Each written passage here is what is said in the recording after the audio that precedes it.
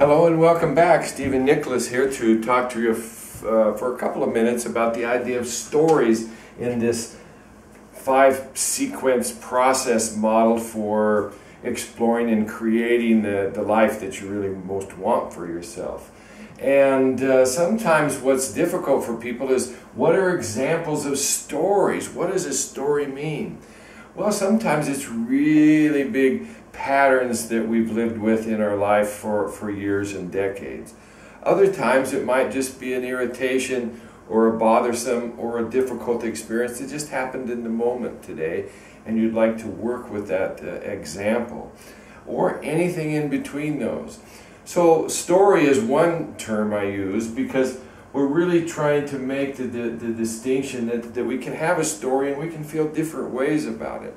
That our story and how we feel about our story are really different animals, if you will, or different parts of the process or experience that we're working with. So sometimes we might think about a story. Another word might be an outcome, something I want more of in my life. Another example could be some kind of a symptomatic experience. I could be walking around anxious, depressed, angry, having trouble with my family members or at work or with money or addictions, things like that. Or it could be a whole different kind of an animal. For example, here's one I've been working with for the last while. It's my handwriting. I'm left-hander, I actually print, and sometimes I even have a hard time reading notes that I make and such. So it seemed like something I would like to experience a positive difference with.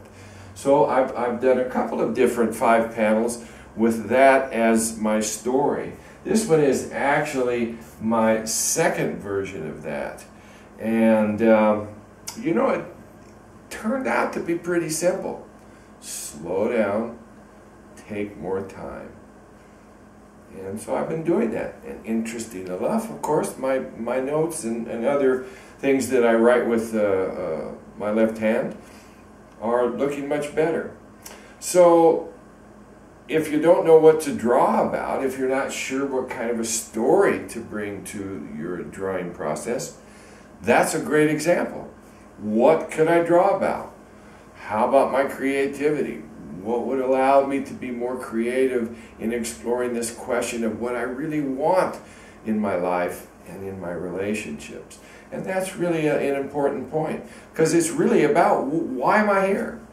Well, as Milton Erickson said on different occasions, life is to be enjoyed.